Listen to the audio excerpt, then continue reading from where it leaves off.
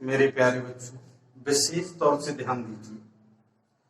देखिए, हमने आपको कल केमिकल बॉन्ड से रिलेटेड 4 वीडियो सेंड किए थे।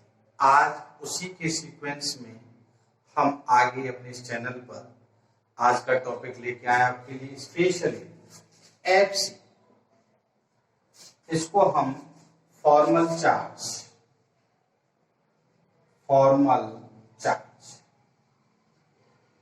अक्सर ये क्वेश्चन हमारे माइंड में रहता है केमिकल बॉन्डिंग में कि हम फॉर्मल चार्ज कैसे निकालते हैं।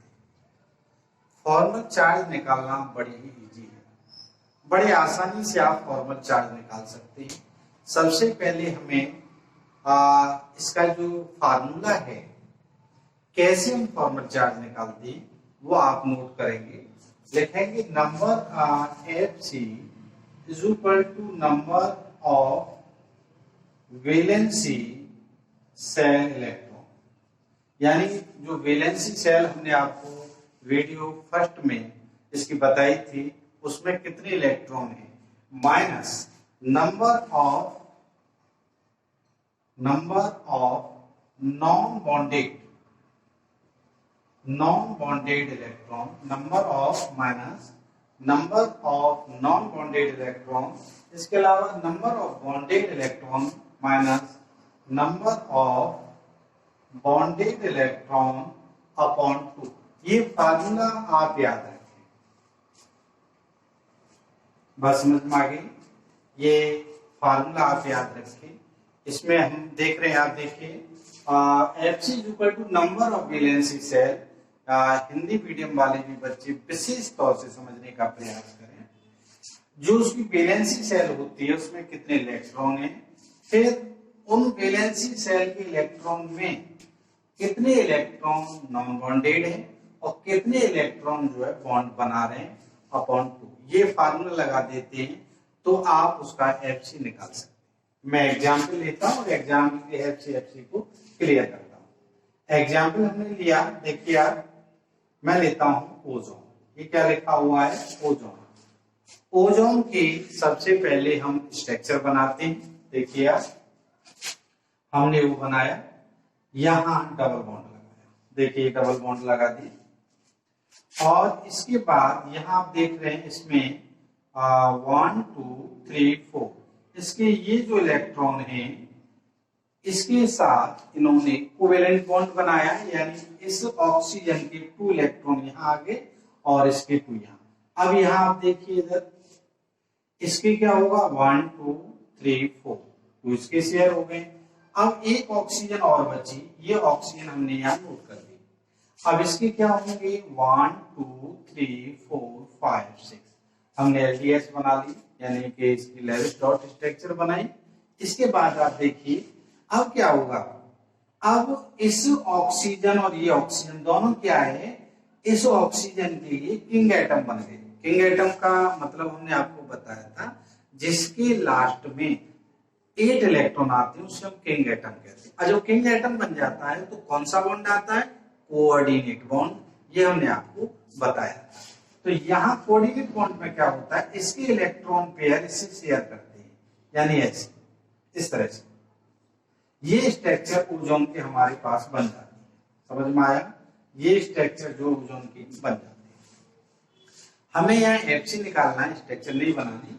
Fc निकालने के लिए हम लोग क्या करते हैं, देखिए हम इसे अपनी तरफ से काउंट मान लेंगे। मान लो मैंने ये ऑक्सीजन 1 कह दिया, 2 कह दिया, 3 कह दिया। मैं सबसे पहले ऑक्सीजन 1 पर Fc निकालता हूं। देखिए आप, ऑक्सीजन 1 यानी इस पर आप देखिए ऑक्सीजन का यदि हम इलेक्ट्रॉन कॉन्फ़िगरेशन करें तो 2 4 होता है, ये आपको पता है। 2 4 में 2 6 कितना होता है, 2 6 2 6 में ये वैलेंसी सेल है और ये वैलेंसी सेल में इलेक्ट्रॉन की नंबरिंग है, कितनी है, 6 नंबर। बात समझ में आ गई। इसके बाद आप चलिए देखिए, आप नंबर ऑफ सेल हमने लिख दी, यानी number of valency shell electron. इसके बाद number of non bonded electron. आप देखें इसमें, देखिए आप सबसे पहले इस ऑक्सीजन 1 पे निकाल रहे हैं आप, तो इसने क्या किया है, 2 बॉन्ड लगाए, यानी कि 4 इलेक्ट्रॉन बॉन्डेड इलेक्ट्रॉन कितने हुए 4। यहाँ देखिए आप, तो मैं यहाँ आपको क्या करता हूँ, देखिए आप नॉन बॉन्डेड पर आप एक बात छोड़ दीजिए, क्या कहानी है आप यहाँ ध्यान दीजिए। बॉन्डेड इलेक्ट्रॉन हो गए 4 अपॉन 2, डबल बॉन्ड होता है तो 2 इसके, तो बॉन्डेड कितने हो गए 4 इलेक्ट्रॉन। बात समझ में आ गई, तो 4 अपॉन 2 किया। अब क्या है नॉन बॉन्डेड। अब आपने पता है कि इस ऑक्सीजन के 4 इलेक्ट्रॉन बॉन्डेड हो गए, तो नॉन बॉन्डेड कितने बचे, आप क्लियर हो गया 4 बचे। आपने इसको इससे डिवाइड किया तो कितना आ गया -4 और -2 6 0, यानी वो ऑक्सीजन 1 पर Fc चार्ज नहीं, 0। अब आप ऑक्सीजन 2 Fc चार्ज ले लीजिए, मैं बार बार निकालना बता रहा हूं, ऑक्सीजन 2 पर ले लीजिए। देखिए इस 2 में क्या है, इस 2 में क्या है आप देखें, इसमें जो ऑक्सीजन है तो सीधी सी बात है इसके लास्ट में यानी वैलेंसी शेल में जो इलेक्ट्रॉन की संख्या होगी, नंबरिंग होगी भी 6 होगी माइनस। देखिए ये इधर डबल बॉन्ड बना रहा है और इधर भी बॉन्ड बना रहा है, तो कुल मिला के कितने इलेक्ट्रॉनों की शेयर हुई, डबल में 4 और एक इधर बना रहा है तो 2 वहां हो गया, कोऑर्डिनेट में भी पेयर जाता है तो 2 हो गया, तो कितने हो गए 6। तो यानी हमारे पास बॉन्डेड, मैं पहले बॉन्डेड लिखता हूं, बॉन्डेड लिखता हूं, कितने हो गए 6 अपॉन 2। जब 6 हो गए तो नॉन बॉन्डेड कितने बचे, 2 बचे। क्लियर हो गया भाई। ऑक्टेंट यानी टोटल इलेक्ट्रॉन 8 होते हैं जब कंप्लीट अपना ऑर्बिट पूरा करता है अपना से, तो देखिए आप ये चीज होगी। तो यहाँ आप 2 3 जा 6। अब देखिए -2 और माइनस कितना हो जाएगा ये +1। क्लियर हो गया। Fc चार्ज इस पे कितना आ गया +1, इस पे कितना आया था 0।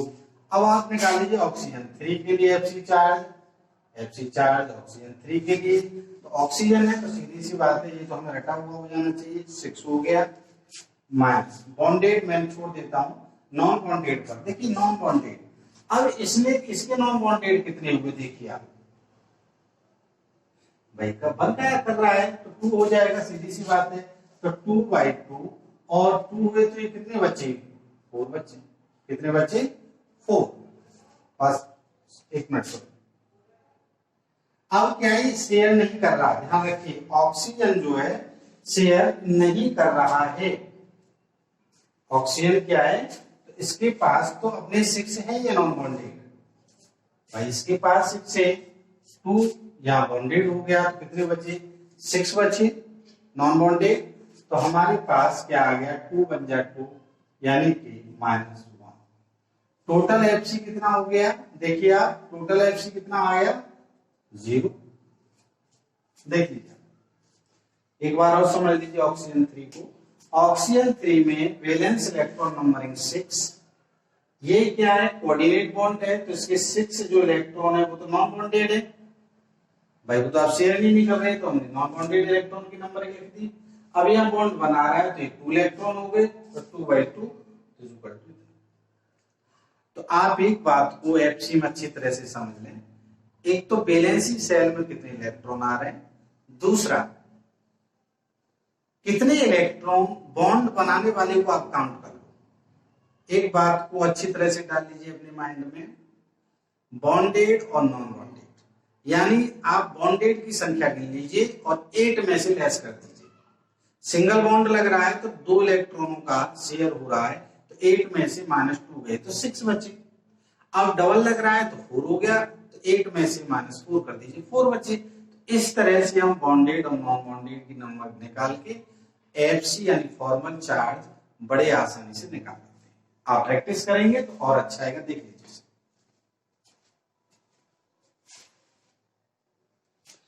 ये टॉपिक कंप्लीट हो गया। अब हमने आगे चलते हैं। देखिए हमने नए जो वीडियो आपका पार्ट 4 दिया था उसमें वेस्पर थ्योरी को समझाया था। कौन सी थ्योरी को समझाया था, वेस्पर थ्योरी को। ध्यान रखिए आप, कौन सी थ्योरी समझाई थी, वेस्पर थ्योरी।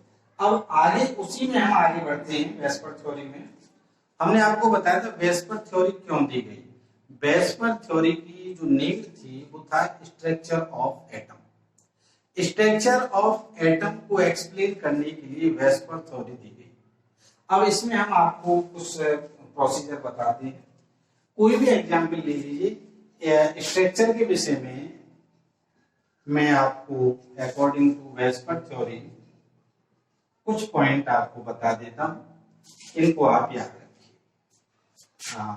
वेस्पर थ्योरी देखिए, आप कोई भी आप कंपाउंड ले लीजिए, मैं आपको बोलूंगा मैंने आपने केस लिया, सपोज करो केस ले लिया है 1, और इस केस में मैं आपको बॉन्ड पेयर बताऊंगा और लॉन पेयर बताऊंगा, ठीक है। बॉन्ड पेयर लॉन पेयर मैं यहां एक ले लेता हूं ए बी, ये एग्जाम्पल हमने ले लिया, ठीक है। ए बी 2 क्या ले लिया है, ए बी 2, ये एग्जाम्पल ले लिया। अब इसमें ये जो AB2 है इसे समझ लीजिए, ए और बी। ए क्या है, सेंट्रल एटम, ए क्या हमारे पास सेंट्रल एटम, बी क्या हमारे पास जो है बॉन्डेड एटम,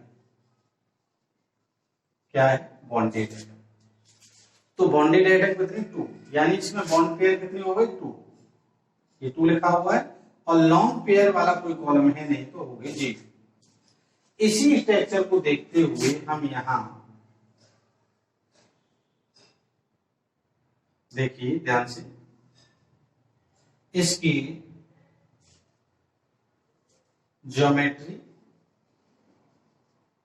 ज्योमेट्री का पता करेंगे और इसकी शेप का पता करेंगे और एग्जाम्पल।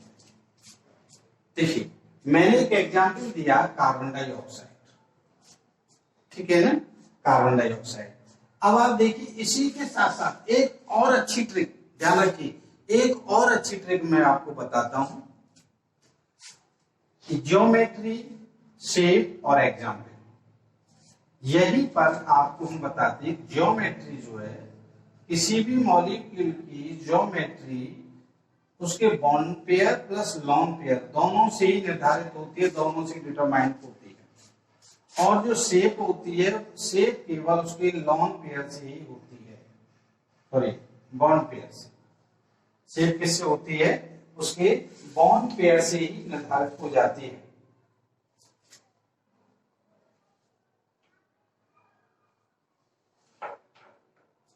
बात समझ में आ गई, क्लियर हो गया पॉइंट। आप देखिए ज्योमेट्री इसकी दोनों केस से होती है और शेप केवल इससे होती है, लेकिन केस जब ऐसा आ जाए कि उसके अंदर लॉन्ग पेयर हो ही ना, तो इस केस में यानी लॉन्ग पेयर नहीं है तो जो ज्योमेट्री होगी वही क्या होगी, शेप, क्योंकि geometry is equal to PP और shape is equal to PP यानी बॉन्ड पेयर। अब आप देखिए, आप यहां से AB2, ये क्या है AB2, इसकी ज्योमेट्री लीनियर है, क्या है लीनियर, तो शेप की भी क्या हो जाएगी, लीनियर हो जाएगी। फॉर एग्जाम्पल मैंने CO2 लिया, इसका देखिए AB2 CO2, तो C double bond O double bond O, आप देख सकते हैं यहाँ पर 180 का एंगल बना हुआ है, तो ये स्ट्रक्चर इज द लीनियर, रेखीय, हिंदी में क्या बोलते हैं, रेखीय स्ट्रक्चर इसकी हो जाएगी। बात आपकी समझ में आ गई होगी, देख लीजिए अच्छी तरह से।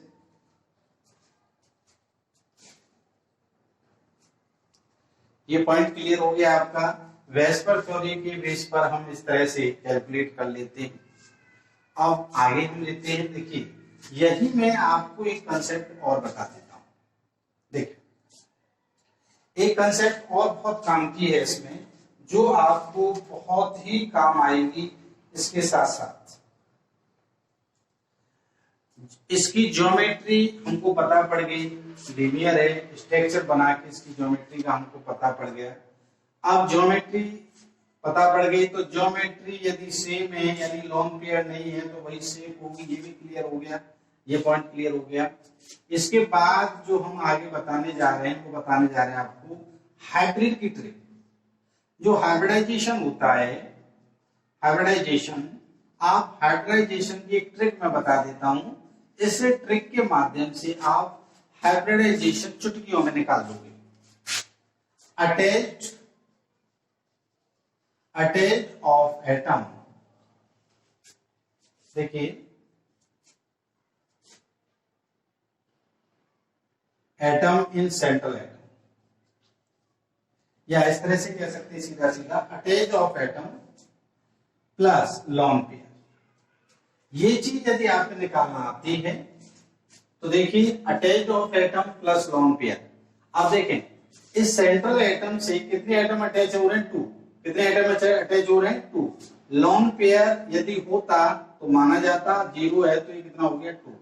अब आप देखिए हाइब्रिडाइजेशन 1sp यानी sp, 1s प्लस 2p यानी sp2, 1s3p sp3, 1s3p and d is the sp3d, 1s3p and 2d is the sp3d2, s plus 3p plus 3d is equal to sp3d3।